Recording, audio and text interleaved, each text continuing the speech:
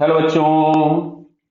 यहां लिखा है a particle strikes a horizontal smooth floor. Smooth है मतलब सरफेस के पैरेलल कोई फोर्स नहीं, सरफेस के पैरेलल मोमेंटम कंजर्व है। Clear. With velocity v making an angle theta with the floor. या तुरंत अंडरलाइन कर लेना, नहीं गलत हो जाएगा। मेकिंग विद द फ्लोर मतलब एंगल फ्लोर से दिए हैं, नॉर्मल से नहीं दिए हैं। ठीक है। And rebounds with the velocity v making an angle five with the floor again बराबर है, फिर से फ्लोर से दिया गया angle. If the coefficient of restitution between particle and floor is e, then तो चलो यहां से हम लोग प्रॉब्लम सॉल्व करते हैं जरा। तो मान लो यहां कहीं पे हम लोगों ने सरफेस बना दिया। क्लियर बेटा, आराम से, जल्दी नहीं है अपने को। अब पार्टिकल जो है वो किसी यू वेलोसिटी से आ रहा है इधर की तरफ में, और ये रिबाउंस होकर के किसी भी इस डायरेक्शन में चला जाता है ऐसा। ये v दिया हुआ है, ये u दिया हुआ है, इसका मास खुद भी m है। समझना होगा बात को ध्यान से। ये वाला एंगल दिया गया है बेटा थीटा, और ये वाला एंगल दिया गया है फाई। क्लियर है।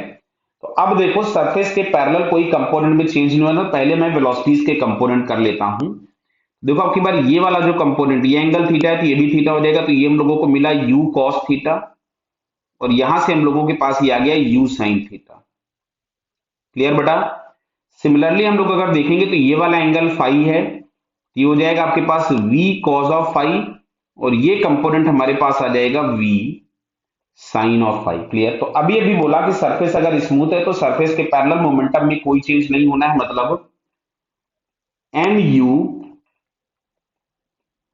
cos of theta is equals to mv cos of phi. तो इससे तो हमने उड़ा दिया इसको, तो ये हम लोगों के पास मिलता है u cos theta is equals to v cos of phi. ये हम लोगों के पास फर्स्ट इक्वेशन मिल गया। अब हम बात करते हैं कोएफिशिएंट ऑफ रेस्टिट्यूशन की। तो बेटा E बराबर हम लोग लिखते हैं रिबाउंसिंग अपॉन हिटिंग, और दोनों वेलोसिटीज लेते हैं along the line of collision.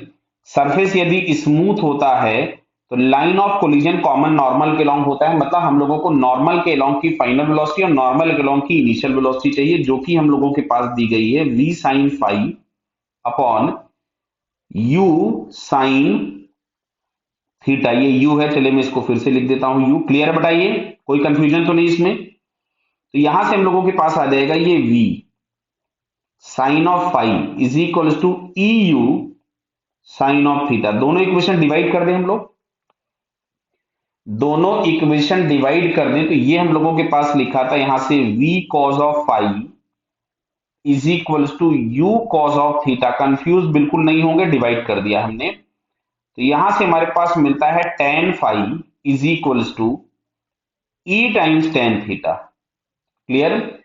तो आपसे जो पूछा गया है coefficient of restitution is e, तो देखो ये सेकंड वाला ऑप्शन अपने को सही दिख रहा है क्या? tan phi is equals to e tan theta. Yes, ये सेकंड वाला ऑप्शन अपने को करेक्ट दिख गया। क्लियर बेटा। अब जरा हम लोग बात करते हैं, जैसे पहला वाला पूछा गया है impulse imparted by the floor on the body. तो जो भी इंपल्स एक्ट होगा वो इसी लाइन के लॉन्ग एक्ट होगा, क्योंकि यहाँ तो सरफेस स्मूथ है, इस लाइन के लॉन्ग कोई भी फोर्स एक्ट है नहीं। तो इंपल्स अगर हमको चाहिए तो चेंज इन मोमेंटम अलोंग, इसको चलो मैं लिख देता हूं ऐसा कुछ, मैंने इसको एक्स एक्सिस लिख दिया और इसको वाई एक्सिस लिख दिया। तो वाई एक्सिस के अलोंग ही इंपल्स लगना है, तो इनिशियल मोमेंटम हम लिख रहे हैं अलोंग वाई एक्सिस। तो this one is minus m u sine theta J cap. अच्छा, फाइनल मोमेंटम अगर हम लिख रहे हैं वाई एक्सिस के लॉन्ग ही लिख रहे हैं केवल, बराबर है, तो मिलेगा आपको m v sine of phi j cap. Clear है। अब देखो यहां से जो v साइन फाई है, ये इसकी जगह हम लोग लिख सकते थे ई यू साइन थीटा, तो इसको हम लोग लिख देते हैं M E you sine theta J cap. ये हमारे पास आ गया फाइनल मोमेंटम। अब अगर हमको इंपल्स चाहिए था जो कि केवल y के लॉन्ग लग रहा है, तो इसको हम लोग लिखेंगे final momentum minus of initial momentum. तो दिख रहा है ये हम लोगों के पास यहां से m बाहर आ जाएगा, u बाहर आ जाएगा, साइन थीटा भी बाहर आ जाएगा, ब्रैकेट में बचेगा 1 प्लस ई। क्लियर है? तो n u sine theta 1 plus e first option लिखा था। Impulse delivered by the full floor. Clear? तो बेटा फर्स्ट ऑप्शन भी हमारा सही हो गया। देखिए अब थर्ड लिखा हुआ है वी वेलोसिटी। तो फाइनल वेलोसिटी अगर हमको चाहिए तो इक्वेशन नंबर 1 और 2 का हम स्क्वायरिंग कर देते हैं। 1 और 2 की अगर हम स्क्वायरिंग कर दे, तो इसका मैंने स्क्वायरिंग किया तो V square sine square five plus इसका स्क्वायरिंग किया इसका, तो ये यहां से मिलेगा V square cos square five. अच्छा राइट हैंड साइड में E square U square sine square theta plus U square cos square theta. तो इधर से तो हमारे पास वी स्क्वायर हमने कॉमन निकाला, ब्रैकेट में sine square five plus cos square five 1 हो गया। यहां से हम यू स्क्वायर अगर कॉमन निकाल रहे हैं तो यहां से मिल रहा है E square sine square theta plus cos square theta. Clear? ये हम लोगों के पास ऐसा टर्म मिल रहा है।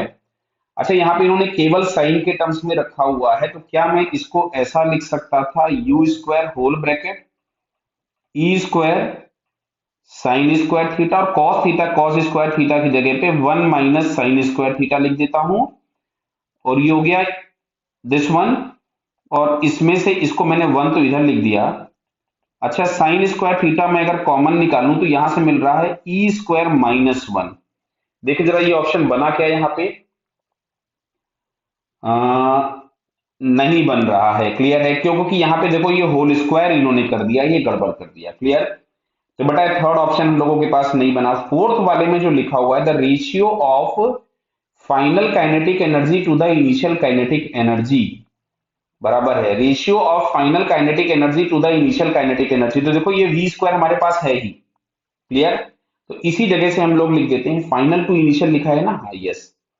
तो यहां से हमारे पास बोला गया है kinetic energy final upon kinetic energy initial. तो बेटा दिख रहा है क्या? इसको सीधे सीधे मैं V square by U square लिख दूं, हाफ एम कैंसिल हो जाएगा। तो V square by U square अगर मैं लिखूं तो ये मिलेगा E square sine square theta plus cos square theta. Clear है? तो ये चेक करें, ये दिया है क्या ऑप्शन में आपके पास E square sine square theta plus cos square theta. Yes बेटा, तो इसका ये फोर्थ ऑप्शन भी करेक्ट हो गया। तो फाइनली यहाँ पे हम लोगों के पास करेक्ट आंसर के नाम पे मिला first, second and fourth. Clear बेटा? Okay, all the best.